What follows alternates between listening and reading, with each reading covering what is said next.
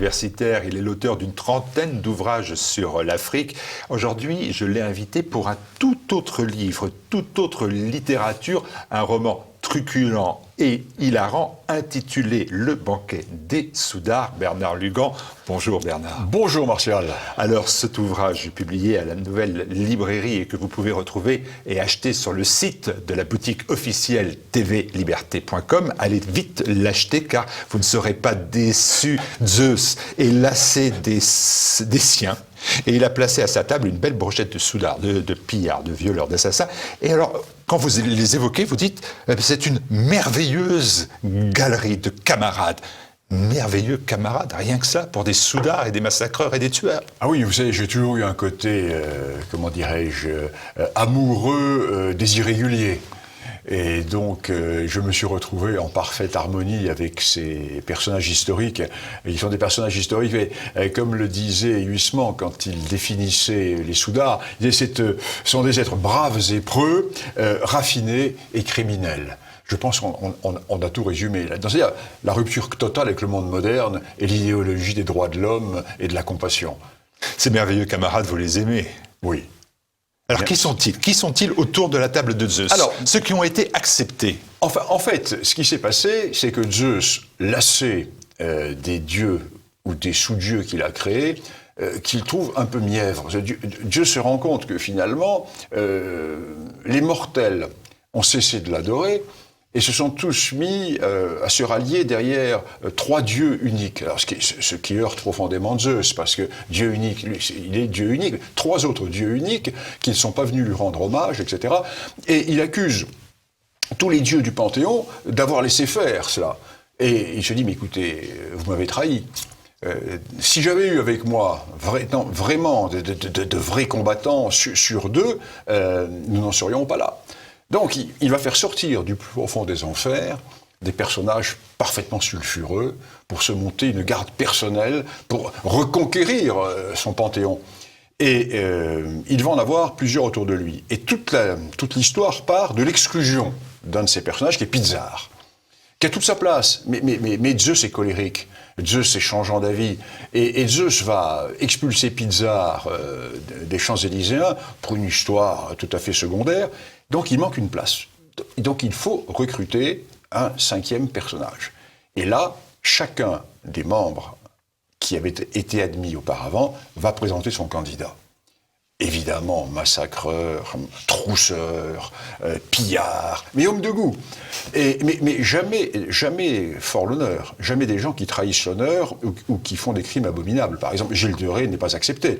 On n'en discute même pas. Gilles de Rais a touché des enfants, donc non. Là, il n'y a que des vrais massacreurs, élégants, j'allais dire. Déjà acceptés à la table des Champs-Élyséens, il y a des personnalités importantes comme Renaud de Châtillon, qui est un de mes préférés. Flamboyant, oui. Agrippa d'Aubigné, qu'on n'attendait pas là non plus. Agrippa d'Aubigné, qui est l'archétype même. Parce qu'on ne se souvient que du poète, finalement. Qui était un égorgeur. Agrippa d'Aubigné commandait les bandes huguenotes du Rouergue, et c'était pas les huguenots plaintifs et courbés sous le poids du péché, c'était les huguenots égorgeurs. Agrippa d'Aubigné était un reître tout à fait extraordinaire, et un poète en même temps. Et donc il y a Agrippa d'Aubigné. Alors Agrippa d'Aubigné qui va porter la petite touche culturelle et toujours fleurie par les versifications qu'il va ajouter au milieu des dialogues. Et bien sûr, il y a Renaud de Châtillon. Alors Renaud de Châtillon, j'ai une immense tendresse pour Renaud de Châtillon. Renaud de Châtillon qui a fait rater la croisade. Renaud de Châtillon a fait perdre la Terre Sainte. Oui, certes, il a fait perdre la Terre Sainte, mais quel destin extraordinaire. Alors Renaud de Châtillon, qui va parmi ses hauts faits, décider un jour, parce qu'il est prince d'Aqaba, il a son château à Aqaba, il commande l'Outre-Jourdain et Aqaba, et il va décider d'aller piller toutes les villes portuaire de la mer Rouge. Donc il constitue une flotte, il va piller toutes ces villes, mais le but... Aqaba domine la mer Rouge, hein, voilà, oui, pour que les téléspectateurs comprennent bien. Il descend vers... Et là, surtout, son idée, c'est de prendre la Mecque, de s'emparer de la pierre noire, la Kaaba, pour la rapporter chez lui, pour que le pèlerinage se fasse musulman sur lui, pour pouvoir toucher les pourcentages du pèlerinage. C'est une idée complètement... Il va presque réussir. Il est arrêté à quelques kilomètres de la Mecque. Finalement, il réussit à se replier. Finalement, une trêve est établie avec Saladin. Et puis, il ne peut pas s'en empêcher. Passe une caravane pas loin de ses terres, sur laquelle, parmi laquelle, dans cette caravane, figure une sœur de Saladin. Et il va s'emparer de la caravane pour enlever la sœur de Saladin. Donc apocalypse, guerre terminale. Et ensuite, il est fait prisonnier par Saladin. Après la bataille, les croisés sont écrasés, après s'être battus magnifiquement. Il n'est pas mort. Il est prisonnier. Il a quand même 74, 75 ans à l'époque. Et Saladin lui propose un dernier geste. Il lui dit « Convertis-toi et je te fais grâce ». Et Saladin lui crache aux pieds. Et Renaud de Châtillon lui crache aux pieds, et Saladin le trucide. Bon, c'est un personnage étonnant, et qui a tout à fait sa place, au banquet. Et qui intervient sur tous les sujets. Il intervient en permanence. On le voit bien que, tout au long du roman d'ailleurs, que Zeus et sa bande de massacreurs, dorénavant, ont du mal à s'entendre, vous l'avez dit, sur un nom pour rejoindre ou accéder aux champs élyséens. Et dans cette recherche de garde de toute confiance, il y a des critères de sélection. Alors j'en ai trouvé un. Par exemple, pour la candidature du baron Balt von Ungern de Sternberg, elle est rejetée parce que Zeus considère que c'est un être trop animé, je vous cite, d'une frénésie destructrice proche de cette hubris si étrangère à la mesure olympienne. Parce que mes massacreurs, parce que mes soudards sont des soudards mesurés. Et ce ne sont pas des massacreurs qui massacrent pour rien. Ils massacrent toujours parce qu'il y a un petit goût esthétique, parce qu'il y a un intérêt. Alors, Zeus est plein de contradictions, parce qu'à la fin, il va quand même faire venir au banquet un colonel cosaque, qui lui, est quand même un personnage étonnant. C'est un personnage qui avait été plus ou moins décrit par Kessel dans « Tous n'étaient pas des anges », dans son chapitre et sa nouvelle sur le train blindé de Sibérie, avec ce colonel cosaque qui capture les rouges et qui les fait attacher à des poteaux, mais toujours avec un bras tendu afin que le gel puisse les prendre dans cette position, et qui indique toujours la direction de son poste de commandement. Donc il installe à travers la Sibérie tous ces prisonniers qu'il exécute, avec le bras tendu montrant la direction de son poste de commandement. Mérite bien entendu sa place au banquet des soudards. Parce qu'en fait, là, il y a cette notion qui ne vous quitte pas, d'ailleurs, mais qui est la notion de l'élégance. D'ailleurs, vous avez dit, concernant un recalé aussi, qui est Ali Pacha, vous avez dit, on ne peut pas faire entrer à l'Olympe le massacre vulgaire. Ah non, le massacre vulgaire, non. Et Ali Pacha, c'est un massacre vulgaire. Il fait accoupler l'économe du couvent qu'il a pillé avec un bouc. C'est une vulgarité totale. On ne peut pas rentrer au banquet des soudards. Il faut un massacreur élégant. Alors, il ne faut pas s'en prendre aux enfants. Gilles de Rais n'entrera pas là. Ali Pacha non plus. Non, tous mes massacreurs sont des massacreurs élégants, qui ont tous une tenue dans le massacre, de la tenue dans le massacre. Est-ce que selon cette notion de massacre vulgaire, c'est pour cette raison que ne participe pas au banquet un des noms de grands massacreurs? Je pense bien évidemment à ceux que le XXe siècle nous a laissés, Staline, Mao, Hitler. Ça, ils ne peuvent pas figurer dans le... Non, pourtant, vulgaire. Ce sont des massacreurs. Oui, mais le nombre ne compte pas. Ce qui compte, c'est la qualité du massacre. Non, tous ces massacres de masse n'ont pas d'intérêt. Mes massacreurs sont toujours des massacreurs qui restent dans le raffinement. Ce sont des gens cultivés, ce sont des gens de goût, et ce sont des gens qui n'hésitent jamais à faire perdre leur camp. Ils n'hésitent pas à faire perdre leur camp pour leur amusement, pour leur plaisir personnel, pour l'idée fugace d'un rapport esthétique. Alors, derrière toute cette notion rabelaisienne, oui. Voilà, le Rabelais du massacre. C'est le Rabelais du massacre. Je crois que c'est un bon résumé, le Rabelais du massacre. Alors, il y a quand même derrière cela l'idée que vous mettez en valeur finalement des notions, des vertus de civilisation que l'on met dorénavant sous le boisseau. Et ça, c'est quand même très nietzschéen, dirait Julien Rochdy, qui est venu il y a quelques jours en faire les exégèses. Oui, tout ce qui serait aujourd'hui rapport social négatif est considéré chez moi comme un rapport social valorisant. Ça, c'est ce que vous pensez au fond de vous-même. Bien sûr, évidemment. Évidemment, moi je suis un homme de corps franc. Moi, je suis un homme de corps franc. Moi, j'aurais très bien vécu sur la guerre de 30 ans avec un Feynman de Lansquenet, c'est évident. J'aurais vécu avec à la tête d'un tabor marocain. Vous voyez, non, moi je suis un homme de corps franc, c'est cela, de corps franc et. J'ai peut-être un personnage qui m'a toujours hanté, qui m'a toujours inspiré, c'est le connétable de Bourbon. Le connétable de Bourbon qui va finalement rompre avec tout, qui va mener sa guerre, qui va être sa guerre personnelle, et qui va finalement mourir sous les murs de Rome avec ses lansquenets. Bon, voilà, ça c'est un personnage fabuleux. Mais aujourd'hui, tous ces personnages ont disparu. Nous n'avons plus du tout, nous vivons dans l'époque de la mièvrerie, dans l'époque de la repentance, dans l'époque de la culpabilité, dans l'époque où les vrais sentiments sont bridés au profit de fausses valeurs. Voilà, Mon banquet des Soudards, c'est un pied de nez à toute l'idéologie moderne. Est-ce que cette référence à Nietzsche, vous la faites vôtre ou pas? Oui, mais il y a la grande santé. Il est évident qu'il y a la grande santé nietzschéenne qui est là. Je ne parlerai pas du surhomme, car c'est une autre notion, mais oui, la grande santé, certainement. Contrepoint de la société faussement compassionnelle, c'est ce que vous venez de dire. Est-ce que vous considérez, vous, que c'est l'humour, c'est-à-dire ce que vous utilisez dans ce banquet des Soudards, c'est l'humour qui permet de frapper le politiquement correct, que c'est une arme efficace? Bien entendu. Là, tout est décalé, c'est du 3e degré. Avec à la fois de l'humour et je pense à une certaine culture, parce qu'il y a une base de connaissances mythologiques qui est quand même assez sérieuse dans ce livre. Donc, je crois toujours que, comme je disais toujours, il faut associer le coup de poing dans la gueule et la citation latine. Je pense qu'avec ça, vous avez une bonne définition de ce que je conçois en politique. Un coup sur la gueule. Et la citation latine. Ou la citation latine et le coup dans la gueule, ça dépend des moments. Mais voilà, moi c'est un peu ma philosophie politique. Allez. Certainement pas la respectabilité, surtout pas la respectabilité, surtout par les périodes qui sont des périodes de pré-cataclysme.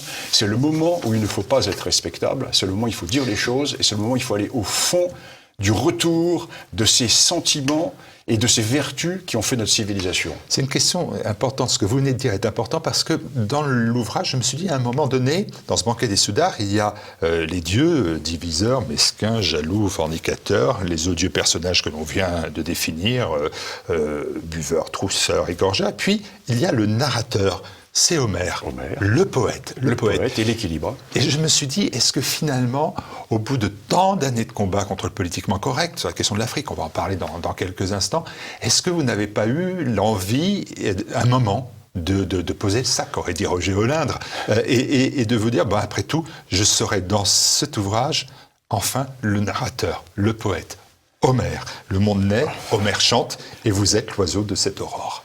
Écoutez, c'est très beau. C'est Victor Hugo, c'est pas de moi, malheureusement. C'est très beau, mais ce n'est pas faux. Ce n'est pas faux. Il y a un petit quelque chose. Mais Homère, surtout, est là pour remettre la mesure grecque, l'ordre grec, l'équilibre grec au milieu de ces personnages qui sont des personnages excessifs. Tout est dans l'excès dans ce livre, et il y a simplement la cadence de l'équilibre qui est donnée par Homère, et qui répartit les rôles, qui remet les choses en place, qui est d'ailleurs le seul capable de calmer Zeus, parce que Zeus est totalement inconséquent. Zeus est incontrôlable. Zeus est complètement pris par sa volonté de courir après les nymphes, ou de faire un beau banquet. Et finalement, c'est Homère qui remet l'équilibre dans ce grand banquet. Homère. Alors, vous avez publié de très nombreux ouvrages, je l'ai dit en exergue de mon propos sur l'Afrique. Vous n'avez jamais suivi les codes du politiquement correct, c'est le moins que l'on puisse dire. Quand vous voyez, par exemple, on recevait il y a quelques jours, je dis revers, sur une enquête passionnante qu'elle a faite plusieurs années sur le Rwanda, et qu'on voit que Libération, le journal d'extrémistes, publie une demande d'interdiction d'un livre en France sur ce Rwanda. Qu'est-ce que vous vous dites? Quelle est votre réaction? Sur le Rwanda, je connais bien l'affaire, parce que j'étais expert pour le tribunal des pénal années, international. J'écris depuis 20 ans sur le Rwanda. Je crois que j'ai fait l'état de la question dans mon livre Rwanda, un génocide en question au pluriel. Eh bien, il y a un phénomène incompréhensible en ce qui concerne le Rwanda. On ne peut pas parler en France de la question rwandaise. C'est le seul pays au monde. Il y a quelque chose qui est absolument incroyable. Il y a, je ne m'explique pas la force et le rayonnement des lobbies qui contrôlent complètement l'état d'esprit des journalistes, des hommes politiques, qui sont tétanisés. Il y a une vérité officielle sur le Rwanda, on ne peut pas en démordre, alors que la réalité historique, ce n'est pas du tout cela. Et il y a, si vous le voulez, un phénomène qui, pour moi, est totalement incompréhensible. Qu'a-t-il pu se passer? Quels sont les moyens de pression? Quels sont les moyens de chantage dont disposent les autorités actuelles du Rwanda et leurs relais en France pour pouvoir mettre en dimitude intellectuelle toute la classe politique, tout le monde médiatique et tout le monde. Il y a un mystère, je ne comprends pas. Deux génocides, un génocide Tutsi, et on le voit bien, un génocide Hutu ensuite. Non, moi je parlerai pas de ça. Non, moi je ne parlerai pas de ça. Il y a eu un génocide, c'est tout à fait évident, des Tutsis. Mais moi, je ne parlerai pas de... Le régime actuel de Kigali et ses partisans veulent imposer la notion non plus de génocide du Rwanda, mais de génocide des Tutsis du Rwanda.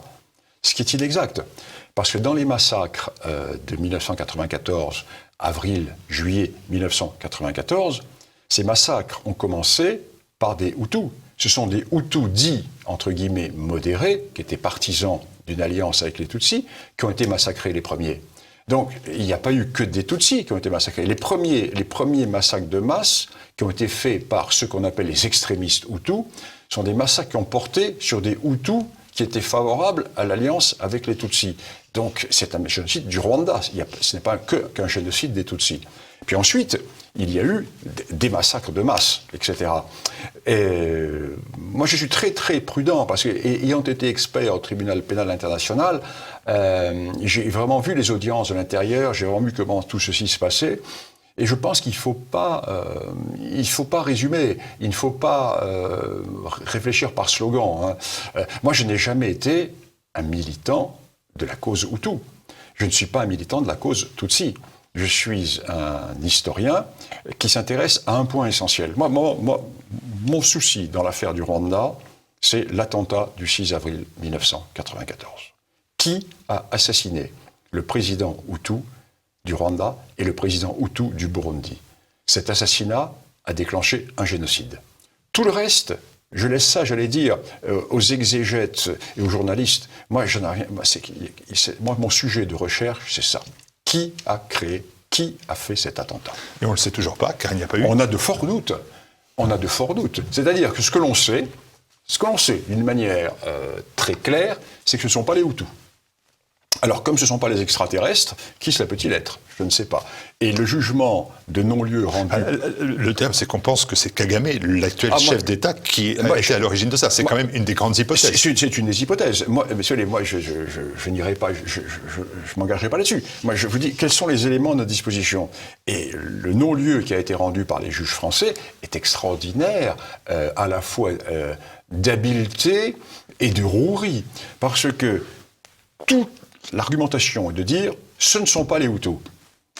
Mais nous n'avons pas suffisamment de preuves pour dire que c'est l'équipe Kagame.